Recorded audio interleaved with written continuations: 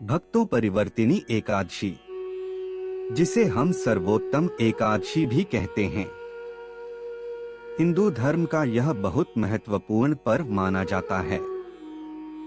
जो व्यक्ति एकादशी को विशेष भक्ति और श्रद्धा के साथ मनाता है और एकादशी व्रत करता है, उसको सुख और समृद्धि की प्राप्ति होती है। इस दिन भगवान विष्णु की पूजा करने से व्यक्ति को पापों से मुक्ति मिल जाती है। तो आइए भक्तों श्रवण करते हैं परिवर्तिनी एकादशी कथा। ओम नमो नारायणाय।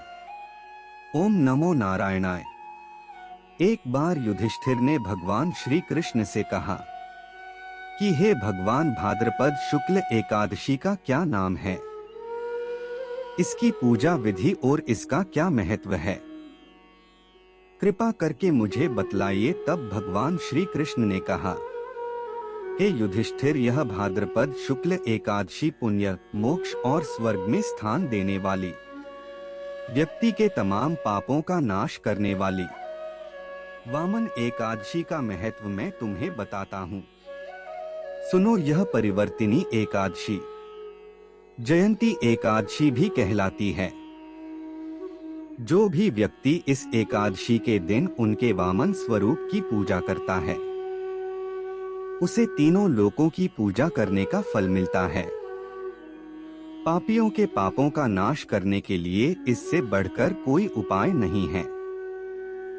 जो व्यक्ति मोक्ष पाना चाहते हैं, उन्हें यह व्रत अवश्य करना चाहिए। इस व्रत को करने से ब्रह्मा विष्णु महेश तीनों देवों की पूजा करने जैसा फल मिलता है। इसीलिए हे युधिष्ठिर, एकादशी व्रत अवश्य करना चाहिए। इस दिन भगवान श्री नारायण अपनी निद्रा में करवट लेते हैं, इसीलिए इसे परिवर्तिनी एकादशी कहते हैं। तभी युधिष्ठिर कहते हैं, हे भगवान, मुझे इस कथा के बारे में जरा विस्तार से बताइए। तब श्री कृष्ण कहते हैं, हे राजन, त्रेता युग में बलि नाम का महाप्रतापी और महातेजस्वी असुर राजा हुआ करता था। वह बहुत ही बड़ा भक्त और बहुत बड़ा दानी था।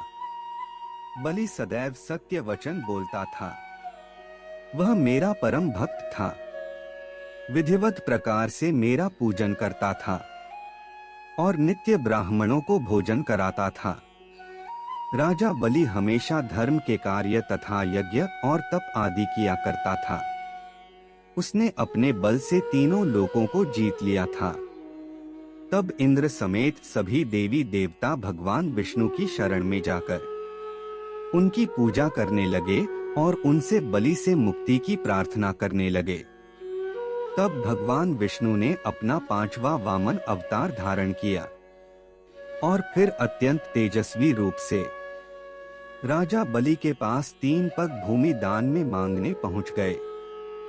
जब विष्णु भगवान वहां पहुंचे, तब राजा बलि अचल और अक्षत राज्य के लिए अश्वमेध यज्ञ कर रहे थे। जब राजा बलि ने ब्राह्मण वामन रूप में भगवान विष्णु को देखा तो पहचान ना सके और अतिथि का आदर सत्कार किया और कहा, हे ब्राह्मण, मांगो, तुम्हें क्या चाहिए? तुम जो मांगोगे हम अवश्य तुम्हें देंगे। तब ब्राह्मण रूप भगवान विष्णु ने कहा, हे राजन, मुझे ज्यादा कुछ नहीं चाहिए। मुझे आपके राज्य में बस 3 पग भूमि चाहिए। क्या मुझे 3 पग भूमि दे सकते हो? राजा बलि ने इसे तुच्छ सी याचना समझकर कहा, क्यों नहीं दे सकता? हे ब्राह्मण, आप जहां से चाहे 3 पग भूमि ले ले। राजा बलि ने संकल्प दे दिया। तभी राजा बलि के गुरु शुक्राचार्य ने भगवान विष्णु को पहचान लिया और राजा बलि को दान देने से रोकने लगे। कहने लगे, राजन, ऐसा मत करो, नहीं तो बहुत पछताना पड़ेगा। जिसे आप दान दे रहे हैं वह कोई ब्राह्मण नहीं, ब्राह्मण के वेश में स्वयं भगवान विष्णु है।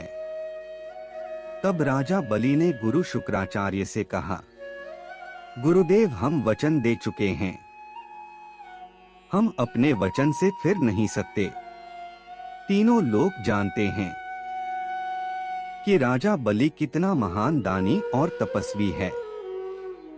और फिर वामन अवतार ब्राह्मण से कहा, हे ब्राह्मण, आप अपनी 3 पग भूमि नाप लीजिए।